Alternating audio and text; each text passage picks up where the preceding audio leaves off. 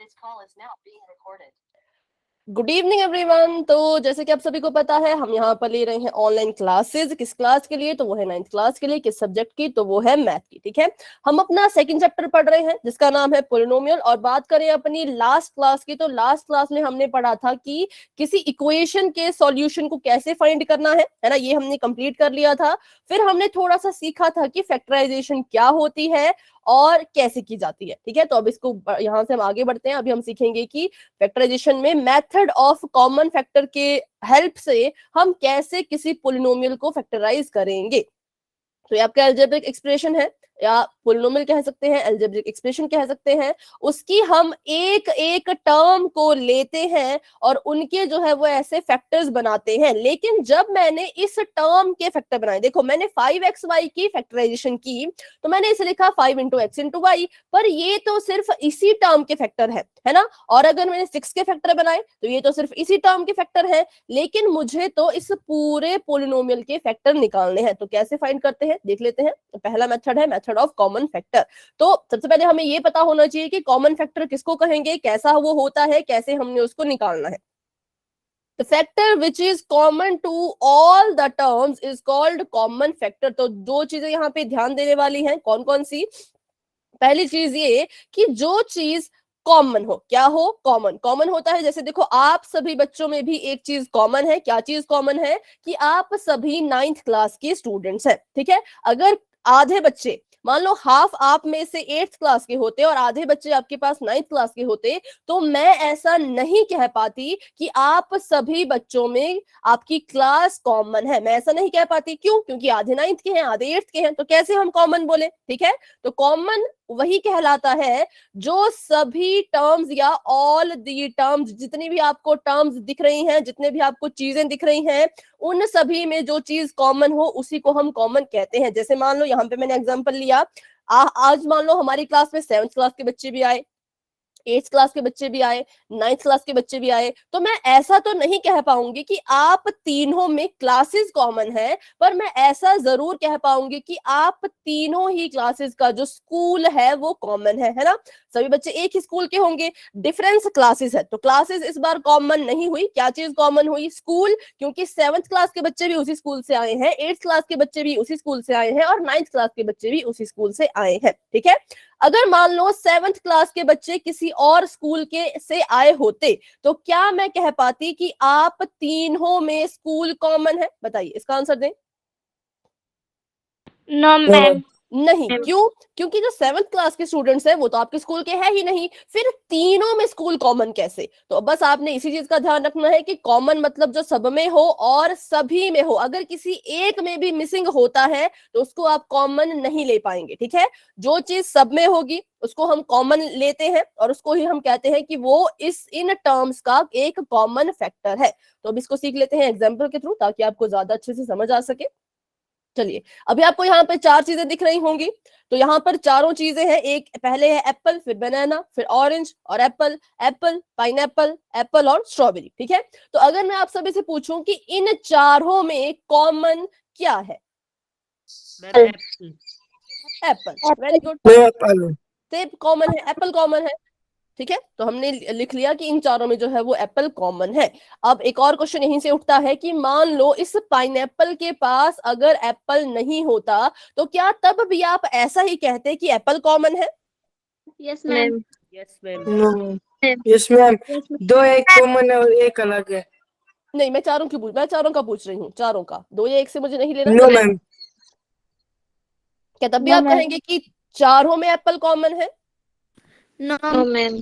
नहीं कह सकते। क्यों? क्योंकि हमने अभी पढ़ा कि कॉमन वो चीज होगी जो ऑल टर्म्स, जितनी भी टर्म्स दी गई हैं उन सभी के पास होगा, तभी उसको कॉमन कहेंगे। अदरवाइज उसको हम कॉमन जो है वो नहीं कहेंगे। किसमें होना चाहिए? तो सभी के सभी टर्म्स में। तो अगर यहाँ पे एक भी टर्म में आपका एप्पल नहीं होता तो आप एप्पल को कॉमन नहीं ले पाते। आप कहते कि इन चारों को हमने देखा, इन चारों में कुछ भी कॉमन हमें नजर नहीं आया। क्यों? क्योंकि एप्पल इसके पास भी था, था, इसके पास भी था, इसके पास भी था, पर इसके पास तो नहीं था, तो हम कैसे कॉमन ले सकते हैं? तो बस आपने इस चीज का बिल्कुल ध्यान रखना, एक भी टर्म में मिस हो गया तो उस चीज को कॉमन मत लेना, ठीक है? तो अभी के लिए चारों में था तो हमने कहा ठीक है एप्पल जो है वो कॉमन है। तो वैसे ही आपको अपने क्वेश्चंस में भी एक ऐसी चीज, वो एक नंबर भी हो सकता है, वो एक वेरिएबल भी हो सकता है, वो आपको कैसा नजर आएगा? वो आपको कॉमन नजर आएगा जो सभी के पास होगा, ठीक है?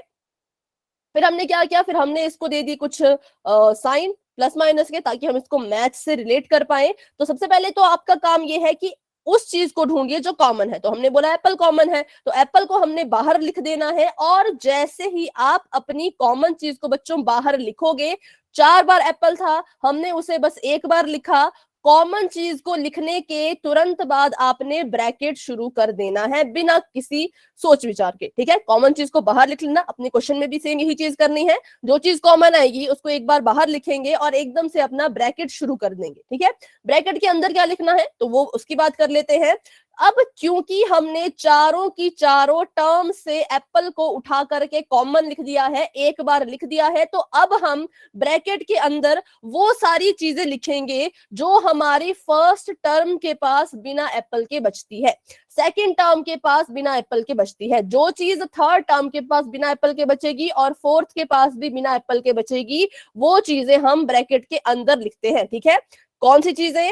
कॉमन ले लेने के अलावा जो जो चीजें बच रही डिफरेंट हो, चीजें मैम, जो डिफरेंट चीजें बच रही है हाँ डिफरेंस हो उसमें। सकते हैं, वैसे डिफरेंस यहाँ पर नहीं कह सकते क्योंकि वो मैथ के क्वेश्चन है ना, तो मैथ में ऐसा इतना डिफरेंस नहीं होगा, है ना? लेकिन इतना कह सकते हैं कि जैसे फर्स्ट टर्म में से आपने एक एप्पल बाहर निकाल लिया, तो फर्स्ट टर्म के पास एप्पल के अलावा क्या बचा? ओके। बताइए। बनाना। बनाना, में मैंने यहाँ लिख दिया, ठीक है? बनाना। फिर माइनस का साइन था, तो मैथ में बिल्कुल क्वेश्चन में ऐसे करना है, साइन ऐसे का ऐसा। ऑरेंज और एप्पल में से एप्पल को बाहर निकाल दिया, कॉमन ले लिया, तो क्या बचा? ऑरेंज। और यहाँ पर प्लस का साइन था तो प्लस का साइन लगा लिया, यहाँ से एप्पल बाहर कॉमन आ गया तो क्या बचा? पाइनएप्पल। पाइनएप्पल। यहाँ पे माइनस है तो यहाँ भी माइनस लगा दिया, और यहाँ पे बची हमारे पास स्ट्रॉबेरी, ठीक है? तो बस आपका आंसर खत्म, ये आपका आंसर आ चुका है। आपने इस पूरी टर्म जो आपको ये दिख रहे थे ऊपर, इस पूरे को आपने फैक्टराइज कर लिया है और आपका आंसर ये यहाँ पर आ चुका है। तो ऐसे आपने क्वेश्चंस भी करने हैं, बिल्कुल सिंपल है, ठीक है?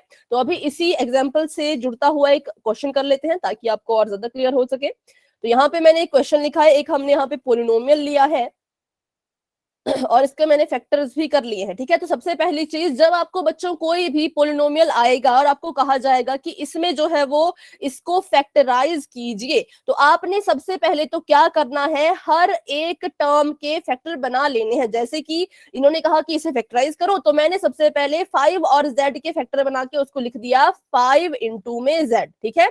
माइनस का साइन था, माइनस लगा लिया। फिर यहाँ पर देखो 2z² था, तो मैंने इसको भी तोड़ के लिख दिया, 2 तो नहीं टूटेगा, 2 एक प्राइम नंबर है, कैसे इसको तोड़े? ये 2 1 में ही टूटेगा, है ना? तो 1 लिखने की जरूरत नहीं है, बस 2 लिख दिया।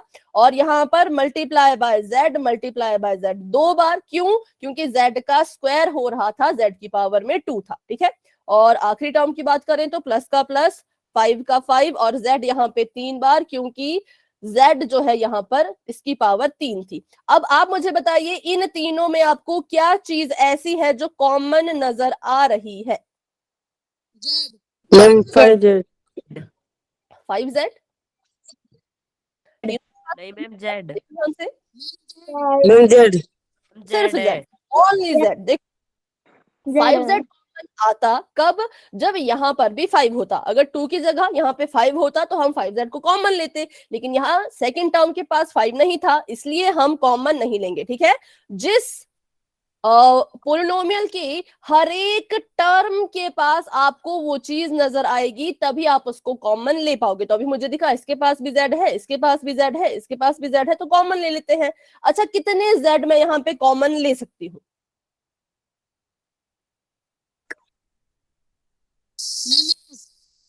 एक, दो या दो। तीन? मैम दो। एक एक।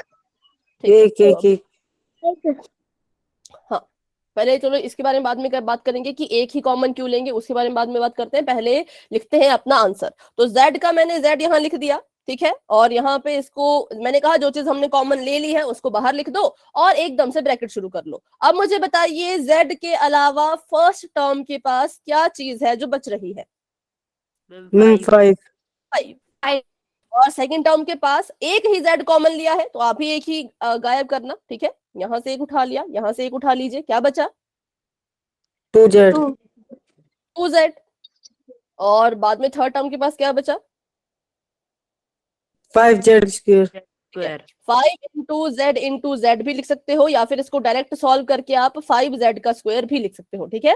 5 into Z, sorry 5z square. पहले इसको इंटू में लिखती हूँ ताकि आप कंफ्यूज ना हो पाए। यहाँ पर बचा था हमारे पास 5 इंटू जेड, क्योंकि एक जेड तो हमने बाहर कॉमन ले लिया है, और यहाँ पर बचा 2 मल्टीप्लाई बाय जेड। अब इसको भी सॉल्व करते हैं, तो जेड आ जाएगा बाहर, अंदर आ गया 5 minus 2z plus 5z square. तो ये आपका यहाँ पर क्या है, ये आपका फाइनल आंसर आ चुका है। आपने अपने इस पूरे क्वेश्चन को फैक्टराइज कर लिया और आपका आंसर क्या आया, तो ये आपका आंसर यहाँ पे आ चुका है, ठीक है। अब बात करते हैं कि हमने यहाँ पे एक ही z को कॉमन क्यों लिया, जबकि हमें तो यहाँ पे बहुत सारे z दिख रहे थे। तो पहले मैं इनको लिख लेती हूँ। फर्स्ट है 5 इंटू जेड, सेकेंड है 2 इंटू जेड इंटू जेड, और थर्ड है 5 into Z into Z into Z. तो हम बच्चों सबसे पहले तो ये देखेंगे कि सबसे कम नंबर ऑफ जेड किसके पास है। सबसे ज्यादा की बात करें तो इसके पास 3 जेड है, इसके पास 2 जेड है, और इसके पास एक ही जेड है। तो जो चीज तीनों के पास कॉमन हो, एक तो हम उसको कॉमन लेते हैं, लेकिन कितना कॉमन ले तो वो डिपेंड करता है जिसके पास भी least number of common thing होगी, ठीक है। लीस्ट नंबर आपने याद रखना है। तो यहां पर सबसे कम जेड कितने थे? 1. 1। सबसे कम 1 था ना। देखो सबसे कम नंबर का जो है जेड वो एक ही था, उसके बाद 2 जेड आ गए, उसके बाद 3 जेड आ गए। तो हमेशा लीस्ट नंबर को ढूंढो कि सबसे कम कॉमन किसके पास है, उसी के अकॉर्डिंग आप जेड कॉमन लोगे। क्यों? क्योंकि अगर आप यहाँ पे 2 जेड कॉमन ले लेते तो इसके पास तो एक ही जेड है, ये दूसरा जेड कहाँ से लेके आए? ये तो चलो 2 जेड दे देगा, और ये भी यहाँ से अपने 2 जेड दे देगा, लेकिन इसके पास तो पहले से ही एक है, तो ये दूसरा जेड कहाँ से लाएगा? और जब तीसरी टर्म के पास कोई चीज कॉमन देने के लिए बचेगी नहीं, तो हम उसको कॉमन कैसे ले सकते हैं? इसलिए आपने बस इसको ज्यादा डिटेल में मत जाइए, बस इतना समझिए कि जिसके पास सबसे लीस्ट नंबर ऑफ चीज होगी उतने को आपने कॉमन लेना है। सबसे कम जेड यहाँ पे 1 था, तो हम 1 को ही कॉमन ले पाए। अभी आपको मैं एक क्वेश्चन देती हूँ, आपने बताना कि उसमें हम क्या कॉमन लेंगे और कितना कॉमन लेंगे, ठीक है। और बेटा कैमरा ऑफ रखें, कैमरा ऑन रखेंगे तो आपका डेटा ज्यादा यूज होगा, फिर आपको क्लास में दिक्कत आ सकती है, तो स्क्रीन नहीं नजर आएगी या मेरी वॉइस में दिक्कत आएगी, ठीक है। सभी अपना कैमरा ऑफ रखें। अभी क्वेश्चन यहाँ पर है 9h की पावर 2 प्लस 7h की पावर 3 प्लस 10h की पावर 5। बताइए इसमें आप क्या चीज कॉमन ले सकते हो? H. ठीक है, पहले इसके फैक्टर बनाते हैं। अभी मैं नंबर्स को नहीं तोड़ रही, अभी मैं सिर्फ h को तोड़ती हूँ, ठीक है। h into H, 7 into H into H into H, 10 into 1 2 3 4 5h। तो कितने h हम यहाँ पर कॉमन ले सकते हैं? 1, 2. 2 M2 1 या 1. 2, 2. कह सकते हैं। क्यों? क्योंकि मैंने कहा जिसके पास भी लीस्ट नंबर ऑफ एच होगा उतने एच हम कॉमन ले पाएंगे। यहाँ पे मैंने देखा सबसे कम एच कितने हैं? 2 हैं। इनके पास तो 2 से ज्यादा ही थे, तो हम यहाँ पर 2 एच कॉमन ले सकते हैं, ठीक है। जिसके पास सबसे कम नंबर ऑफ वेरिएबल या सबसे कम नंबर ऑफ कॉमन चीज होगी, उसी उतनी ही संख्या में, उतनी ही क्वांटिटी में आप उसको कॉमन ले सकते हो। पिछले केस में लीस्ट नंबर ऑफ जेड 1 था, तो हम एक ही जेड कॉमन ले पाए। यहाँ पे लीस्ट नंबर ऑफ एच जो है वो 2 है। 2 से यहाँ पे किसी के पास हमें एक एच नजर आ रहा है? नहीं नजर आ रहा, सबसे लीस्ट 2 है, तो हम 2 एच जो है वो यहाँ से कॉमन ले सकते हैं, ठीक है। तो अगर मैंने यहाँ से 2 एच कॉमन ले लिए तो बाहर ये बन जाएगा एच स्क्वायर। तो बताइए फर्स्ट टर्म के पास एच स्क्वायर के अलावा, मतलब अपने दोनों एच देने के अलावा क्या बचा? 9 9. और सेकंड टर्म के पास 7. 7h 7h, और H. थर्ड टर्म के पास 10. 10 क्यूब 10h क्यूब। ठीक है, वेरी गुड, बहुत अच्छे। तो बस यही था इसमें, ऐसे आपने कॉमन लेना है और आपके क्वेश्चन जो है वो सॉल्व हो जाएंगे। तो अभी बढ़ते हैं आगे, थोड़े से क्वेश्चन और कर लेते हैं, फिर क्वेश्चन करेंगे हम पोल में। तो आपको यहाँ पे क्वेश्चन दिया गया है, आपने बताना है कि इन दोनों में क्या चीज कॉमन है। तो क्वेश्चन है 12xy की पावर 2 कॉमा में 6। यहाँ पे कॉमा लगा है इसलिए हम इसको ऐसे सॉल्व नहीं करेंगे जैसे हमने पिछले क्वेश्चन किए अपने।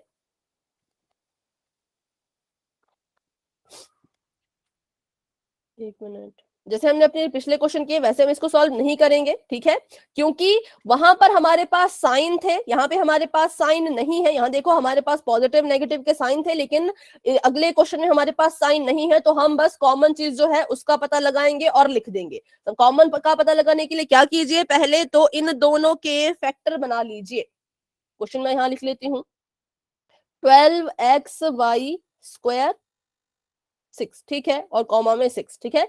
तो पहले तो इसके फैक्टर बना लेंगे हम फटाफट से। मैंने आपको पिछली क्लास में बताया था कि जब हम फैक्टर बनाते हैं बच्चों तो कोशिश ये करनी है कि हम उसके प्राइम फैक्टर्स ही बनाएं। तो 12 के प्राइम फैक्टर बनाते हैं तो 3 इंटू 2, 3 2 जा 6, 6 2 जा 12, इंटू में x, इंटू में y, इंटू y। और बात करें अगर 6 की तो 6 टूट जाएगा 3 इंटू 2 में। तो इन दोनों में क्या चीज कॉमन है, तो पहली चीज हमने देखी कि इसमें जो है एक 3 कॉमन है, इसके पास भी 3 है, इसके पास भी 3 है, दोनों के पास 3 है तो 3 को हम कॉमन ले सकते हैं, सी मतलब कॉमन। इसके पास भी 2 है, इसके पास भी 2 है, तो यहां से हम एक 2 भी कॉमन ले सकते हैं। तो देखो यहाँ पे भी हमारा वही रूल काम कर रहा है कि भले ही इसके पास 2 बार 2 थे, लेकिन हम यहां से एक ही 2 को कॉमन लेंगे। क्यों? क्योंकि लीस्ट नंबर ऑफ 2 जो है वो एक ही है, ठीक है। तो इसका ध्यान रखना, आप किसी भी क्वेश्चन को करोगे कभी तो लीस्ट नंबर को ढूंढने की कोशिश करना, फिर आपका क्वेश्चन आ जाएगा। तो अब इसको हम अगर मल्टीप्लाई कर दें तो 3 2 आ गया 6। इट मींस इसमें जो है वो 6 कॉमन है, लेकिन हम यहाँ से 6 को बाहर नहीं निकालेंगे क्योंकि ऐसा कहा ही नहीं गया है। हमें बस बोला है, कॉमा लगा दिया है बीच में, कॉमा लग गया तो मतलब हमको इससे कुछ कॉमन बाहर नहीं निकालना है, बस यही हमारा आंसर था कि 6 कॉमन है, ठीक है। अभी किसी को इन क्वेश्चन में कोई डाउट है तो पूछ ले। No ma'am. नो ठीक है, तो एक और क्वेश्चन कर लेते हैं थोड़ा लंबा सा, फिर हम क्वेश्चन करेंगे पोल में, ठीक है। इसको करके बताएं। क्वेश्चन आपको मैं यहाँ पे लिख के देती हूँ, x y की पावर 2 z कॉमा 25, गलत है शायद ये, y z comma 16 x y z square. इसमें 25 है ना, वो स्क्वायर में है। ये गलत हुआ है बेटा, इसमें स्क्वायर नहीं होगा, अगर स्क्वायर होगा तो बहुत लंबा हो जाएगा। स्क्वायर को रहने दो, आप जो मैंने लिखा उसको कर लो, ठीक है। जो मैंने लिखा है 25yz इसको कर लो, ठीक है। स्क्वायर को मत देखना, स्क्वायर इसमें शायद गलती से आ गया है। तो हिंट वही है कि पहले तो इन सभी के फैक्टर बना लो आराम से, और उसके बाद ही आपने फिर बारी बारी से चेक करना है कि तीनों में क्या चीज कॉमन आ रही है, ठीक है।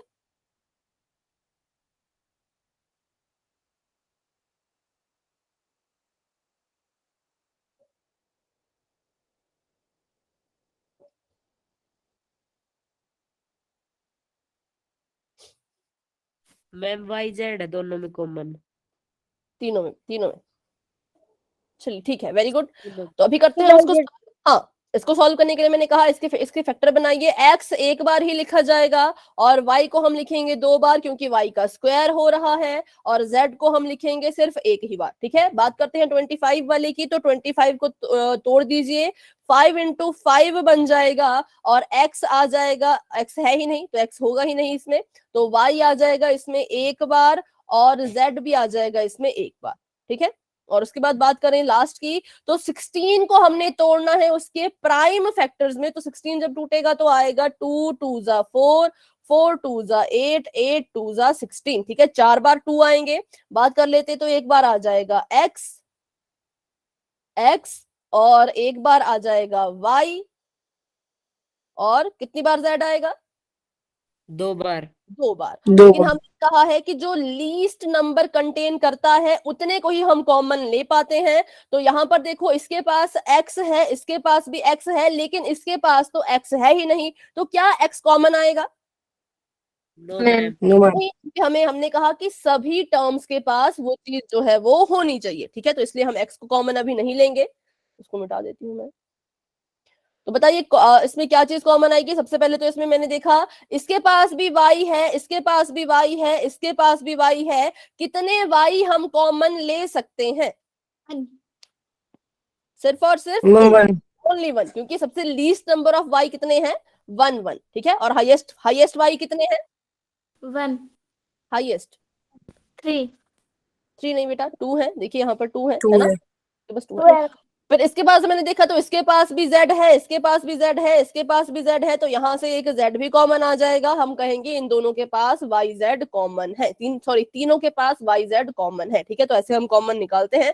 अभी हमने सीखा कि कॉमन कैसे निकालना है। अब जरा देखते हैं कि अगर इनके बीच में कुछ कॉमन कभी कभी होगा भी या नहीं होगा, ठीक है। तो उसकी भी एक बार प्रैक्टिस कर लेते हैं, उन क्वेश्चंस की भी। तो यहाँ पर मैंने अगर लिखा 5h, 6l, तो बताइए इन दोनों के बीच में कॉमन क्या है?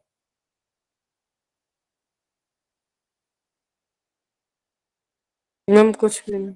कुछ नहीं। तो अगर हम इसको इंग्लिश में कहें तो हम कहेंगे नथिंग। नथिंग का मतलब कुछ भी नहीं। लेकिन हमने बहुत केसेस में ऐसा देखा है कि जब हम कहते हैं कि जिसके पास कुछ नहीं होता उसके पास हमेशा कौन होता है?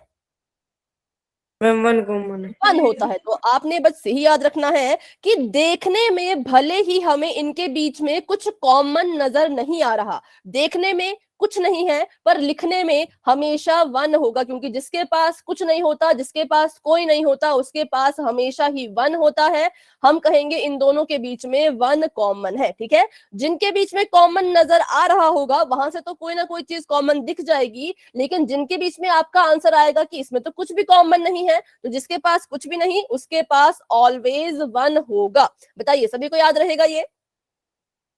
Yes ma'am. डाउट है इसमें तो पूछ लीजिए। नो मैम ठीक है। नो। तो अगर कॉमन दिख रहा होगा तो कॉमन चीज लिख देना, अगर कुछ कॉमन नहीं दिख रहा होगा तो हम बोलेंगे क्या कॉमन है? 1 कॉमन है। तो अभी एक लास्ट क्वेश्चन कर लेते हैं। अगर यहाँ पे होता 3y की पावर 3, 9y की पावर 2, 5, तो बताइए इन तीनों में क्या कॉमन है? y तीनों में है बेटा y? 1 1 1। मैम 1। क्योंकि y यहां से मिल जाएगा, y यहां से मिल जाएगा, पर यहाँ पे तो y ही नहीं है, तो फिर कैसे वो कॉमन हुआ? तो बस 2 चीजें याद रखो। जब भी कॉमन फाइंड करना चाहोगे तो जितनी चीजें दी गई हैं उन सभी में देखना है। ऐसा नहीं कि इसमें और इसमें देख लिया, y था तो y कह दिया, नहीं, ऐसा नहीं करना है। तीनों को ध्यान से देखो, तीनों को ध्यान से एनालाइज करो। तीनों में अगर कुछ कॉमन होगा तो बाहर लिख देना, लेकिन अगर आपको दिख रहा है कि 2 में कॉमन है, तीसरे वाले में कुछ नहीं है, तो कुछ भी कॉमन नहीं होगा, ठीक है। तो आप 1 ही लिखोगे। ये बात सभी को समझ आ रही है? कोई डाउट है तो पूछ ले बच्चों, कोई भी डाउट है मन में तो पूछ लीजिए। नो मैम चलो तो एक और क्वेश्चन कर लेते हैं फिर। अच्छा, अगर मैं यहाँ पे लिखूं 9a 3b 8c,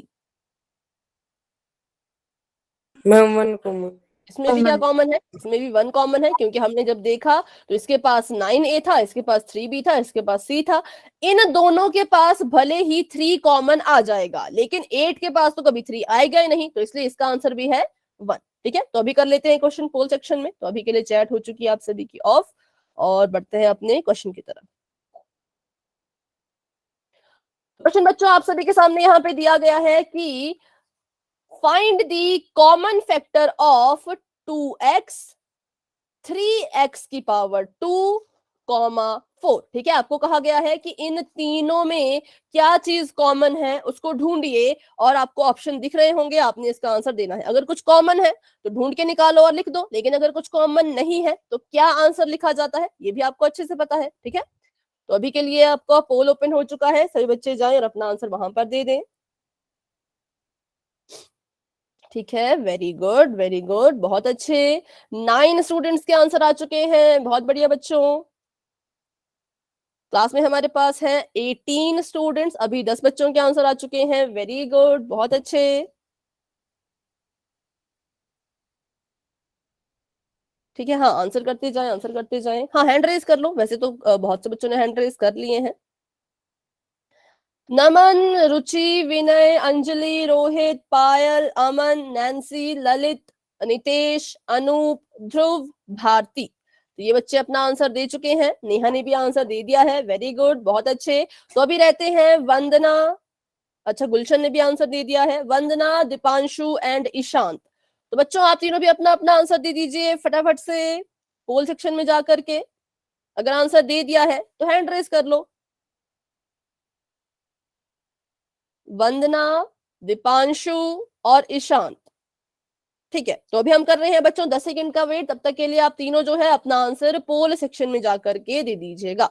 10, 9, 8, 7, 6, 5, 4, 3, 2, 1। चलिए 16 बच्चों के आंसर आ चुके थे। वेरी गुड, बहुत अच्छे। और इसका रिजल्ट आपको बच्चों दिख रहा होगा वहीं पर स्क्रीन में जहां पे आपने अपना आंसर दिया अभी अभी, है ना।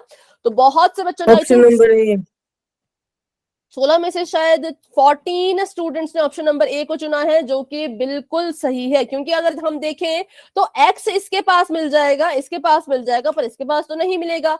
2 जो है वो इसके पास मिल जाएगा, इसके पास मिल जाएगा, पर इसके पास तो नहीं मिलेगा। तो कोई भी ऐसी चीज हमें नहीं दिखी जो तीनों के पास हो, इसलिए हम कहेंगे कि इन तीनों के पास जो कॉमन फैक्टर है, जो कॉमन चीज है, वो है सिर्फ और नंबर सिर्फ, वन। ठीक है। देखने में कॉमन कुछ नहीं, लेकिन जब कुछ नहीं होता तो हमेशा हमेशा 1 होता है। बस इतना याद रखिएगा, तो आपका आंसर कभी भी गलत नहीं होगा। ऑप्शन नंबर ए बिल्कुल करेक्ट है। अभी बढ़ते हैं आगे। तो अभी देखिए पीछे हमने कॉमास वाले क्वेश्चन किए जहां पे कॉमा लगे हुए थे। अब हम करेंगे साइन वाले क्वेश्चन। तो इसको आप सॉल्व कीजिए और मुझे बताइए कि इसका आंसर क्या आएगा। कॉमन भी ढूंढो, कॉमन को बाहर लिखो, फिर अंदर क्या बच रहा है पूरा आंसर मुझे आप बता सकते हो चैट में लिख के, या फिर माइक ऑन करके बता सकते हो, ठीक है। जैसे हमने एप्पल वाला किया था ना, सेम वैसे ही इसको करें। और ध्यान रहे ये प्लस का साइन है।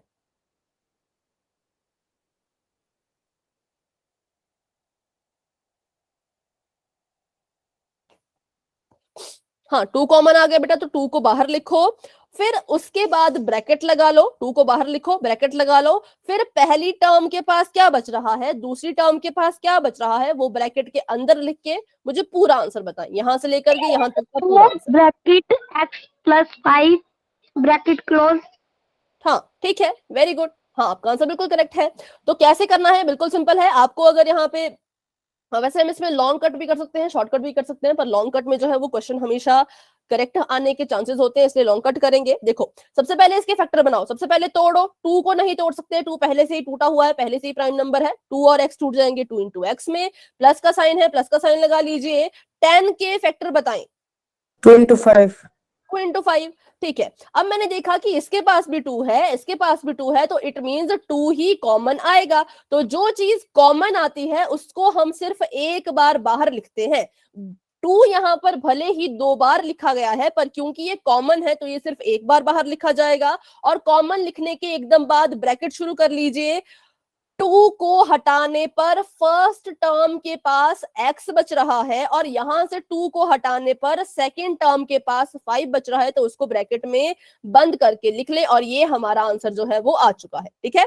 चलो अभी एक सवाल है मेरा आप सभी से कि अगर 2x प्लस 10 की फैक्टराइजेशन करने पर मुझे ये चीज मिल रही है, मुझे ये चीज मिली कब, जब मैंने इनके फैक्टर बनाए, तो क्या इसको सॉल्व करने पर मुझे ये चीज वापस से मिल जाएगी?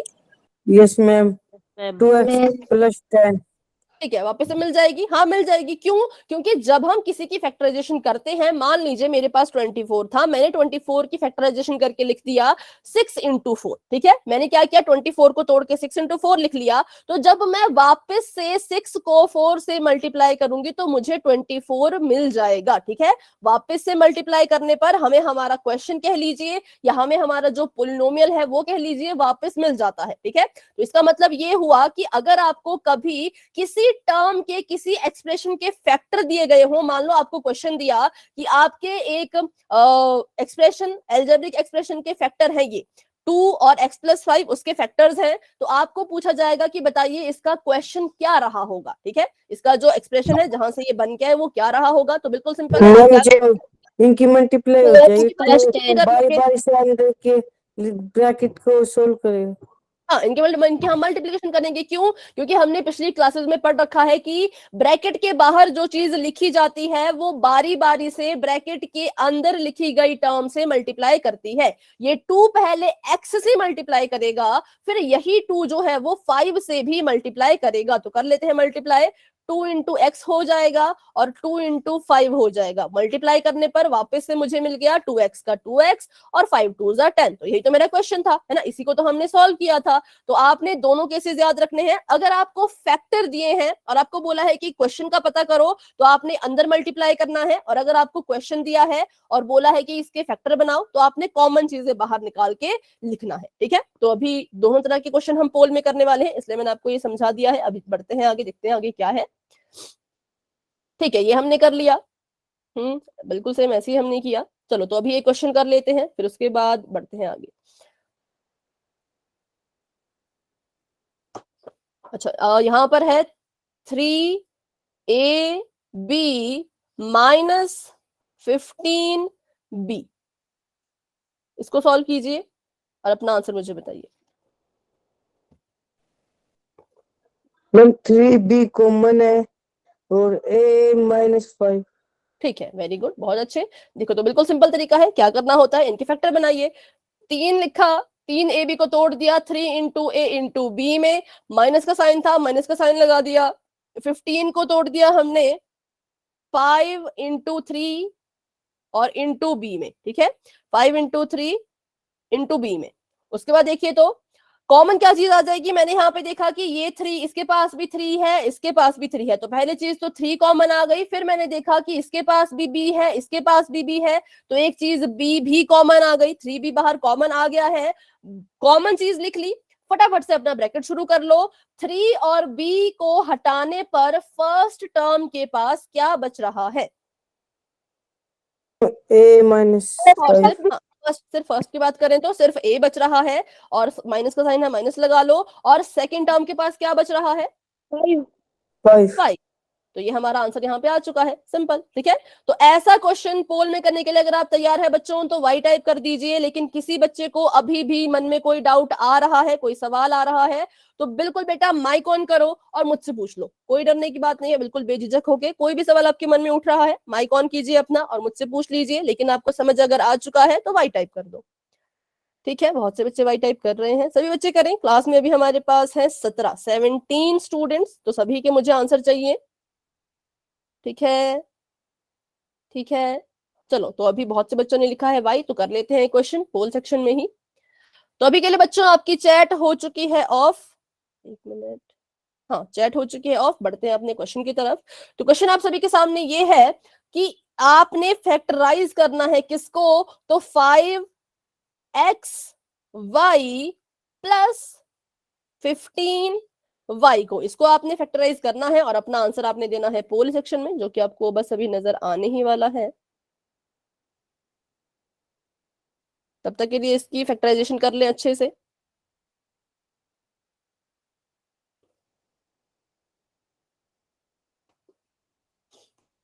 चलिए,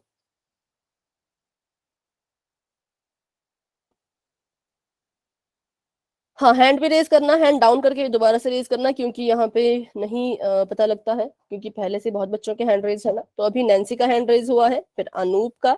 ठीक है,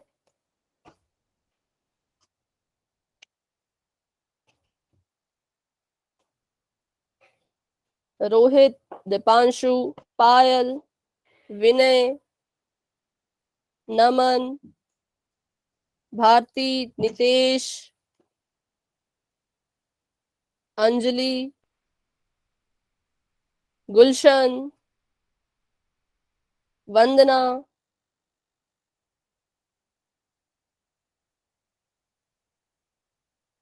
ठीक है, तो देखते हैं कितने बच्चों के आंसर आए। रुचि, अभी 15 स्टूडेंट्स के आंसर आ चुके हैं। वेरी गुड, बहुत अच्छे। क्लास में हमारे पास 17 स्टूडेंट्स हैं, मतलब कि 2 बच्चे भी रहते हैं। तो जिन्होंने अभी तक आंसर नहीं किया, प्लीज बच्चों अपना आंसर पोल सेक्शन में जाके जरूर जरूर करें। ठीक है, चलो, 16 के आंसर आ चुके हैं। अब एक ही स्टूडेंट रहते हैं जिन्होंने आंसर नहीं किया, तो वो भी अपना आंसर कर दें। अमन ने भी आंसर कर दिया है। चलिए तो अभी कर लेते हैं 10 सेकेंड्स का वेट और बढ़ते हैं आगे। 10, 9, 8, 7, 6, 5, 4, 3, 2, 1। पोल हो चुका है एंड, और आपको इसका रिजल्ट अपनी स्क्रीन पे दिख रहा होगा और ऑप्शन चैट भी नंबर हो बी इज चुका द है। Right answer. Option number B is the right answer. ठीक है, देखते हैं। चलिए तो सबसे पहले इसकी करेंगे factorization. 5 into X into Y, बीच में है प्लस का साइन तो प्लस लगा लीजिए। फिर हमने लिखा 15 को भी तोड़ना है तो 15 को भी तोड़ दो 5 इंटू 3 इंटू वाई की मल्टीप्लीकेशन में। फिर मैंने देखा कि इसके पास भी 5 है, इसके पास भी 5 है, इसके पास भी y है, इसके पास भी y है, तो इट मींस 5 और y बाहर कॉमन आ जाएंगे। 5y को कॉमन लेने पर पहली टर्म के पास x बच रहा है और सेकंड टर्म के पास बच रहा है 3, तो इसका मतलब हमारा आंसर है 5y ब्रैकेट में x प्लस 3, जो कि ऑप्शन नंबर बी है, जो कि बिल्कुल करेक्ट है। बहुत अच्छे, very good. Option number B is the right answer. चलो तो अभी एक और क्वेश्चन करना है हमने पोल सेक्शन में ही, लेकिन उसके लिए करते हैं थोड़ी सी प्रैक्टिस। तो अभी अगर आपको क्वेश्चन उल्टा कर दिया जाए, जैसे मैंने कहा था कि अब आपको फैक्टर नहीं बनाने हैं बल्कि अब आपको फैक्टर की हेल्प से अपना क्वेश्चन पता करना है, तो मैं आपको दे रही हूं कि एक हमारे पास एल्जेब्रिक एक्सप्रेशन है जिसके फैक्टर हैं 3x और 9x plus 3y plus 2xy। चलो ये फैक्टर्स हैं, तो आपने बताना है कि इसका एल्जेब्रिक एक्सप्रेशन क्या रहा होगा। Ma'am 27 x square 9 x y plus 6 x square y. ठीक है, वेरी गुड, बहुत अच्छे, बिल्कुल सही है ना। तो कैसे करना, हाँ अब बाकी बच्चे पहले सॉल्व कर लीजिए आराम से, कोई जल्दी नहीं, पहले आप भी अपना अपना आंसर बता दें फिर हम करते हैं इसको।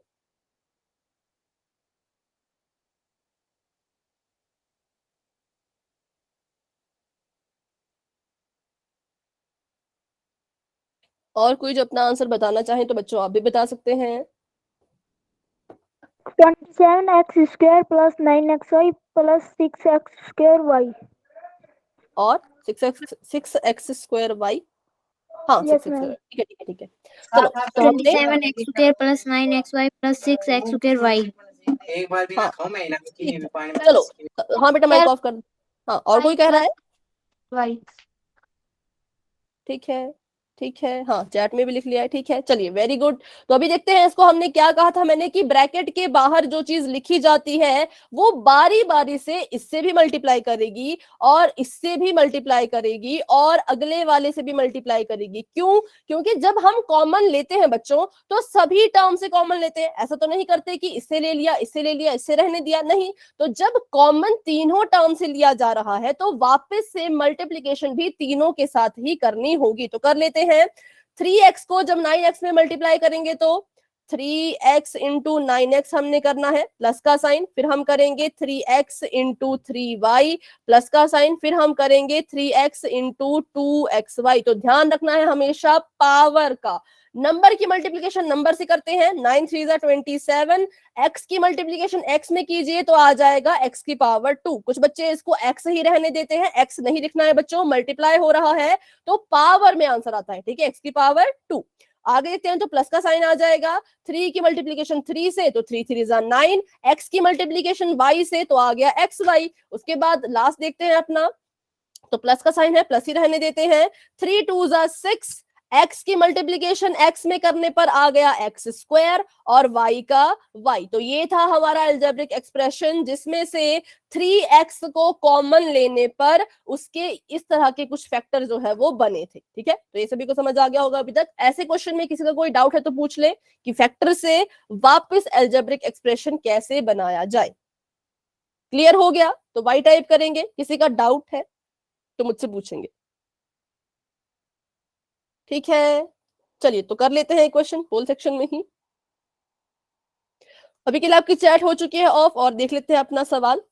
तो क्वेश्चन आप सभी के सामने है, इसके बाहर भी 3x ही है, देखिए 3x बाहर एक फैक्टर है इसका 3x और दूसरा फैक्टर है 7yx प्लस 10y प्लस 3। चलो आराम से कीजिएगा। गलती यहाँ पे जब मैंने पिछली क्लासेस लगाई थी तो बच्चों ने गलती क्या की थी कि वो पावर नहीं लगा रहे थे। तो जब सेम वेरिएबल सेम के साथ मल्टीप्लाई होता है तो पावर हमेशा लगती है, ठीक है। तो पावर में आप गड़बड़ मत कीजिएगा। बाकी आपने पिछला क्वेश्चन काफी अच्छा किया था, तो इसे भी अच्छे से करें, है ना। चलिए, पोल ओपन हो चुका है, आप सभी वहां पे अपना आंसर दे सकते हैं।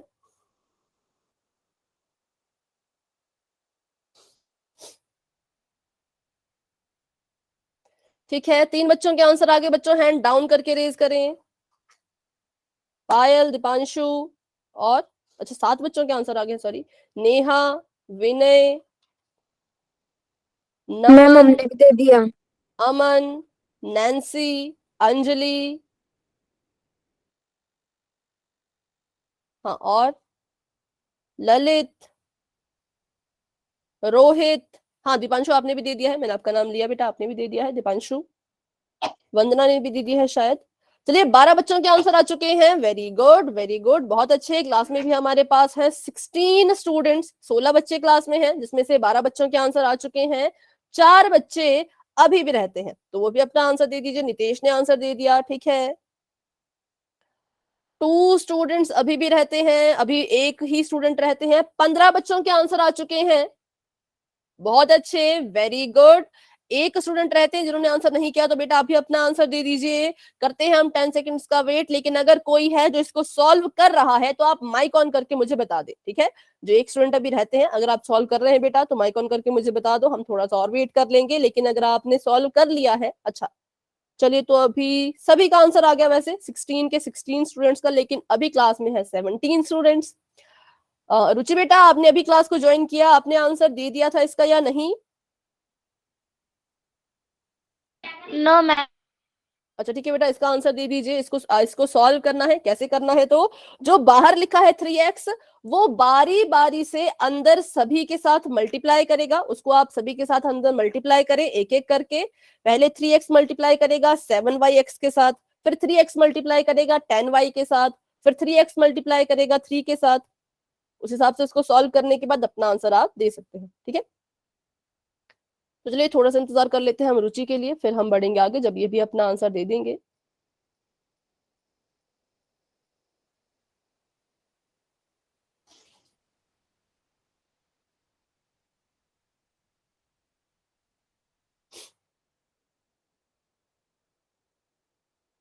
ठीक है, तो अभी सभी ने आंसर कर दिया है, तो अभी के लिए पोल कर देते हैं एंड। और इसका रिजल्ट आपको बच्चों अपने स्क्रीन पे नजर आ रहा होगा, और चैट भी ओपन हो चुकी है। Option number D. डी, ठीक है, very good, option number D is the right answer. तो देखते हैं कैसे। तो बस हमने इसको मल्टीप्लाई करना है, हमने इसको मल्टीप्लाई करना है। 3x को पहले 7yx के साथ मल्टीप्लाई कीजिए, 3x मल्टीप्लाई बाय 7yx, ठीक है। फिर इसी 3x को जो है वो हमने 10y के साथ मल्टीप्लाई करना है, तो 3x मल्टीप्लाई बाय 10y। फिर इसी 3x को हमने जो है वो 3 के साथ मल्टीप्लाई करना है, तो 3x मल्टीप्लाई बाय 3। करते हैं मल्टीप्लाई। 7 3 जा 21, x को x से मल्टीप्लाई करेंगे तो आएगा x स्क्वायर, साथ में y भी है तो y भी ऐसे का ऐसा ही रहेगा। आगे देखें तो 10 3 जा 30, 30 का आ गया 30, और यहाँ पर आ गया x और y, ठीक है। आगे देखें तो 3 3 जा 9 और x का x, तो 21x square y 30xy plus 9x, तो वो है हमारे ऑप्शन नंबर डी में। लेकिन कुछ बच्चों ने ऑप्शन नंबर सी पे भी टिक कर दिया था, तो बच्चों सी गलत क्यों है? क्योंकि यहाँ पे x का स्क्वायर नहीं हुआ, ठीक है। मल्टीप्लाई में हमेशा पावर लगती है, कब? जब एक ही वेरिएबल अपने आप से ही मल्टीप्लाई करता है। बात करें ऑप्शन नंबर बी गलत क्यों है, क्योंकि ऑप्शन नंबर बी में दोनों को स्क्वायर दे दिया, y का तो यहाँ पे स्क्वायर हो ही नहीं रहा था। और ऑप्शन नंबर ए क्यों गलत है, तो यहाँ पे x को लाया ही नहीं, सिर्फ y लिख दिया है और उसका स्क्वायर कर दिया है, तो इसलिए सभी ऑप्शन गलत, only option number D is right. तो बताइए इस क्वेश्चन में किसी का कोई डाउट? No ma'am.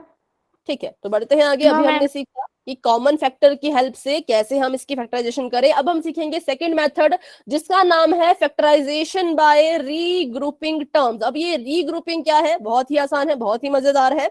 तो ये कह रहे हैं कि कब हम रीग्रुपिंग करते हैं, when we rearrange the terms to simplify the factorization, it is called regrouping। कि जब हम अपनी मर्जी से किसी एल्जेब्रिक एक्सप्रेशन की टर्म्स को आगे पीछे लिखते हैं, मान लो सेकंड थर्ड नंबर वाली टर्म को मैंने सेकंड में लिख दिया, सेकंड वाली को मैंने थर्ड में लिख दिया, फोर्थ वाली को फर्स्ट में लिख दिया, फर्स्ट वाली को फोर्थ में लिख दिया, अपनी मर्जी से हमने उनकी जगह जब हम बदलते हैं, क्यों ये हम कर रहे हैं, क्यों इसको बदल रहे हैं, ताकि हमारी फैक्टराइजेशन जो है वो इजी बने, सिंपल बने, इसी को कहा जाता है रीग्रुपिंग। ठीक है, और इसमें बनते हैं दो दो के पेयर्स। तो अभी इसको भी एग्जांपल के थ्रू समझते हैं।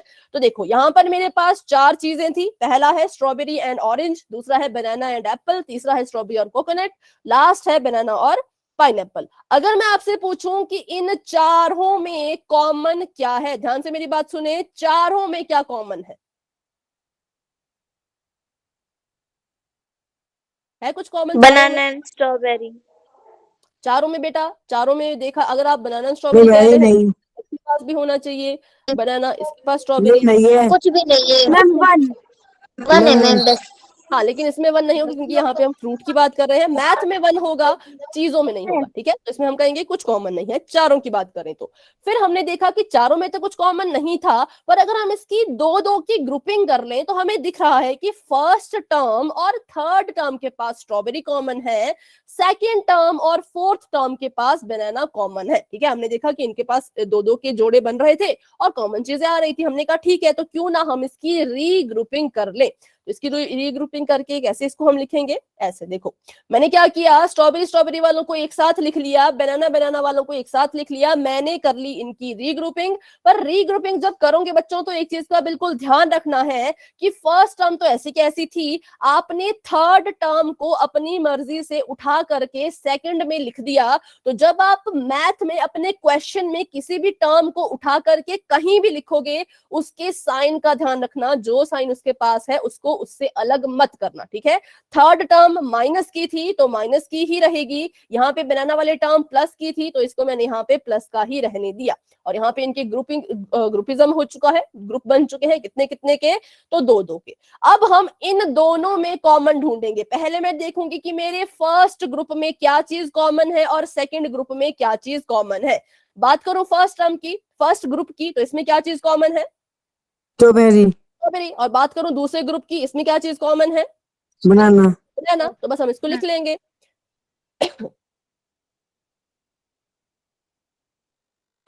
सॉरी, हाँ, तो यहाँ पे मैंने फर्स्ट और सेकंड में से स्ट्रॉबेरी बाहर निकाल दी कॉमन और ब्रैकेट शुरू कर लिया। स्ट्रॉबेरी के अलावा फर्स्ट टर्म के पास ऑरेंज बच रहा था, लिख लिया, कोकोनट बच रहा था, लिख लिया। यहां से क्या किया, बनाना कॉमन ले लिया, बनाना कॉमन लेने पर फर्स्ट टर्म के पास बच रहा था एप्पल, लिख लिया, और सेकंड के पास पाइनएप्पल, तो वो भी लिख लिया। साइन का बिल्कुल ध्यान रखें। तो बस ऐसे ऐसा ही अब आपने करना है अपने क्वेश्चंस के साथ भी। तो एक क्वेश्चन कर लेते हैं और फिर उसको समझते हैं अच्छे से, उसके बाद फिर क्वेश्चन शायद पोल में भी एक आधा हो जाए। चलो, तो आपको यहाँ पे एक पोलिनोमियल सॉरी एक एल्जेब्रिक एक्सप्रेशन दिया गया है जो कुछ इस तरह का है, 10xy plus 21 plus 15x plus 14y। सबसे पहले तो आपने ये देखना है कि क्या इन चारों में कुछ कॉमन है। वन कॉमन है। इसमें हम कह सकते हैं कि वन कॉमन है, लेकिन वन को हम उतना कुछ मानते नहीं है, वन कॉमन लेके कुछ फर्क नहीं पड़ेगा। तो अभी के लिए हमने देखा कि चारों में कुछ खास कॉमन नहीं था, कुछ नहीं है लेकिन मैम। अगर हम इसकी ग्रुपिज्म करें तो क्या करना है इसमें? 1xy और 15x, उसमें x कॉमन है। ठीक है। अच्छा, इसमें क्या करना, अभी एक सवाल है कि इसमें क्या करना है बेटा, इसमें इसकी करनी है हमने फैक्टराइजेशन। ठीक है, तो फैक्टराइजेशन के लिए हमने अभी अभी पढ़ा था कि फैक्टराइजेशन के लिए हम देखते हैं कि चारों के पास क्या चीज कॉमन है। अगर मान लीजिए चारों के पास x कॉमन होता तो हम x बाहर निकालते और अंदर जो बच गया उसको लिख लेते और हमारा आंसर बिल्कुल खत्म, हमारा आंसर कंप्लीट हो जाता। लेकिन यहाँ पे क्या हो गया, कुछ कॉमन ही नहीं नजर आया, चारों में कुछ कॉमन ही नहीं नजर आया। तो हमने क्या किया, हमने बना दिए दो दो के जोड़े, पेयर बना दिए हमने दो दो के। ऐसे पेयर बनाने हैं बच्चों जिनमें आपको कुछ कॉमन भी नजर आए। जैसे कि देखो, हमेशा अपनी फर्स्ट टर्म के हिसाब से आप कॉमन चीजें ढूंढेंगे। जैसे कि आपने अभी कहा था कि अगर मैं x के बेसिस पर कुछ कॉमन ढूंढना चाहूं, 10xy में मुझे दिखा कि इसके पास एक x है, मैं अगर x के बेसिस पर किसी एक टर्म को इसके साथ कॉमन लेना चाहूं तो वो कौन सी टर्म होगी? सिंपल सी बात है, जिसके पास x होगा। 21 के पास x नहीं था, 14y के पास x नहीं था, 15x के पास x है, तो मैंने अभी जो है वो जोड़ी बना ली 10xy और 15x की। किस बेसिस पर, किस आधार पर? तो इस x के आधार पर, क्योंकि मैंने देखा कि दोनों के पास x जो है वो कॉमन है। ठीक है, तो ये मैंने इसकी जोड़ी बना ली। तो ऑटोमेटिकली कौन दो चीजें आपस में बच गई? तो एक तो बच गया हमारा 21 और दूसरा कौन बच गया? 14y। 14y। ठीक है, अब देखो, अब कुछ बच्चों के मन में ऐसा भी सवाल आ रहा होगा कि x के हिसाब से तो चलो ऐसा ठीक है, पर जब मैं देख रही हूं या मैं देख रहा हूं तो मुझे दिख रहा है कि 10xy और 14y ये भी तो कॉमन है, तो क्या हम इसको नहीं ले सकते? उठा किसी के मन में ऐसा सवाल? फटाफट से बताएं। इसमें या नहीं उठा?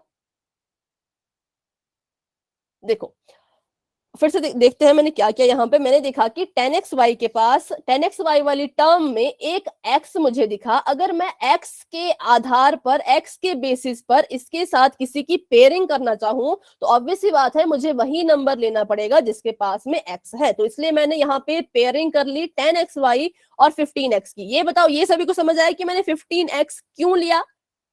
ये रिपीट कर दो पूरा वापस से। ठीक है, इसको फिर से रिपीट करते हैं। एक मिनट मैं इसको मिटा के स्टार्टिंग से। हाँ बेटा, यहीं से इसकी स्टार्टिंग है, इस क्वेश्चन की स्टार्टिंग बिल्कुल यहीं से है। देखिए यहाँ पे बिल्कुल ये स्टार्ट हुआ है क्वेश्चन। ठीक है, देखो 10xy plus 21 plus 15x plus 14y।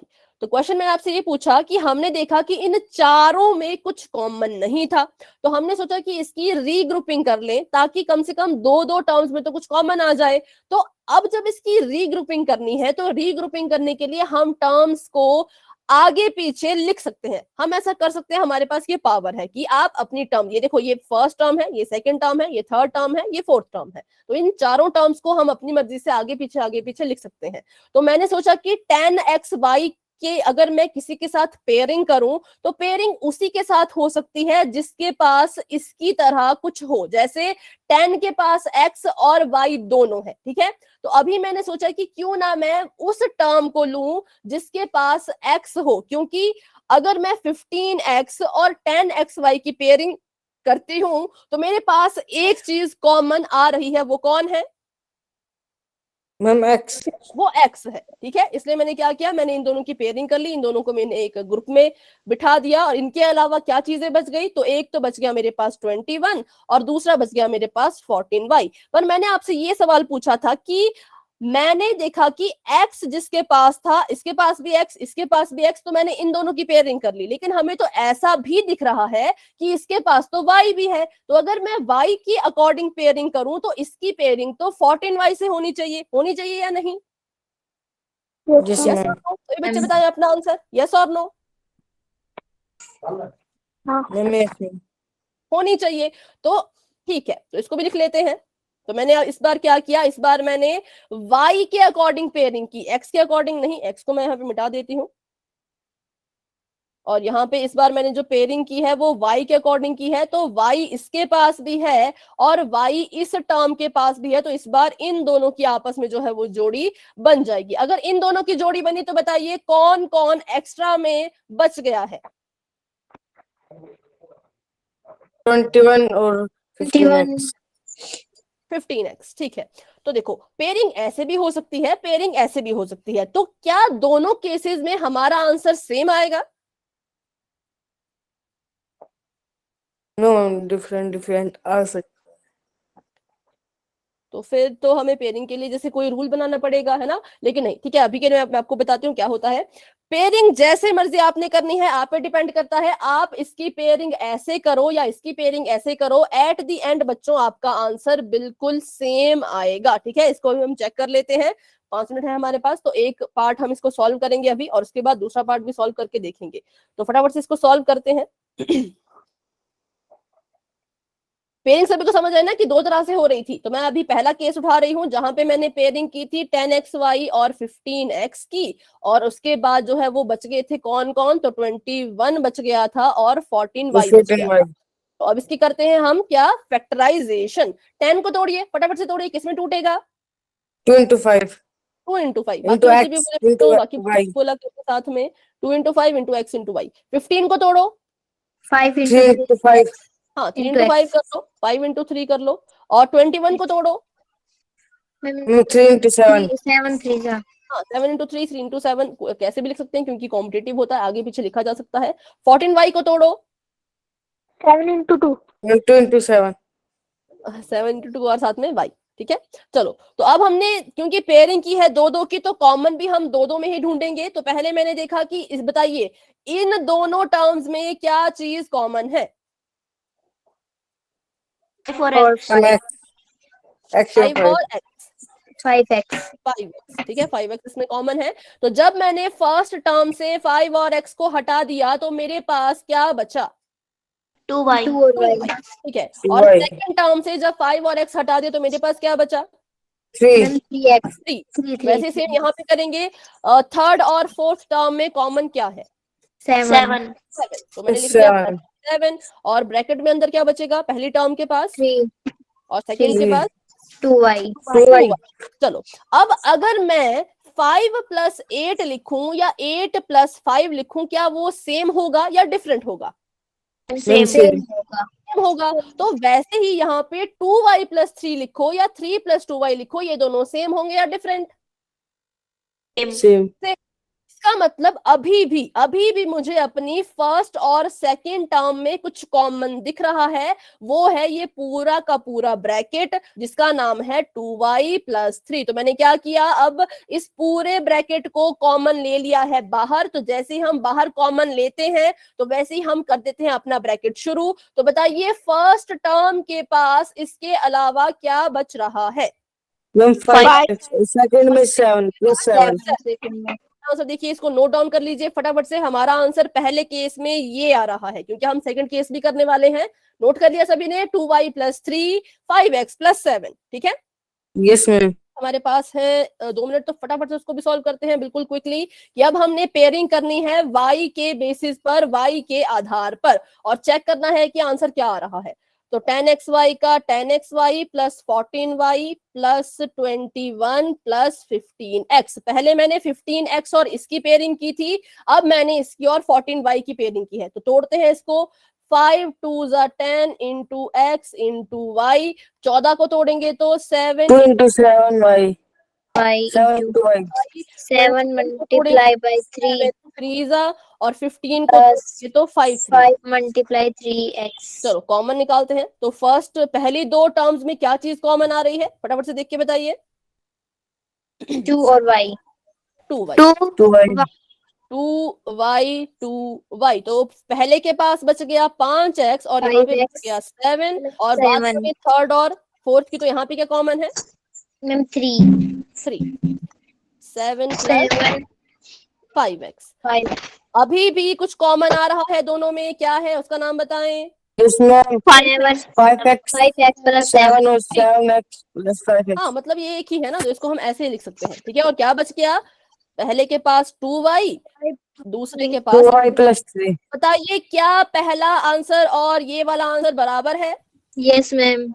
पहला आंसर हमारा yes आया मैम था 2y 2y plus 3 और bracket 5x 7 + ना 7। 5x लेकिन हमें plus पता है 7 कि इन्हें हम कैसे लिख सकते हैं, क्योंकि देखो अगर आप 2 into 3 करो या आप 3 into 2 करो, ये भी तो बराबर होते हैं ना। आगे लिखो या पीछे लिखो कोई फर्क नहीं पड़ता। तो वैसे ही ये दोनों ब्रैकेट भी आपस में हो रहे हैं मल्टीप्लाई। तो आप इसको पहले लिखो या इसको पहले लिखो, कोई फर्क नहीं पड़ेगा, ये दोनों ही आंसर सेम है। तो यहाँ से हमने एक चीज सीखी कि रीग्रुपिंग जैसे मर्जी कर लो, आंसर आपका एट द एंड सेम ही आएगा। तो आपने कभी इस बात की चिंता नहीं करनी है कि मैं ग्रुपिंग कैसे करूं, जैसे मर्जी करो आपका आंसर हमेशा सेम आएगा। लेकिन ग्रुपिंग करने के लिए एक चीज इंपॉर्टेंट है कि कुछ ना कुछ कॉमन होना चाहिए, जैसे कि इसके पास y कॉमन था। ठीक है, चलिए तो बच्चों आज की क्लास को यहीं तक रखते हैं। हमने इस तरह के क्वेश्चन सीख लिए, नेक्स्ट क्वेश्चन में हम इसी तरह के क्वेश्चन पोल में करेंगे। ठीक है, तो आज की क्लास को लेकर के किसी बच्चे के मन में कोई डाउट है तो क्लास में बने रहे, मुझसे पूछें, लेकिन अगर कोई डाउट नहीं है तो आप क्लास को लेफ्ट कर सकते हैं। गुड नाइट, बाय बाय, मिलते हैं अपने अगली क्लास में।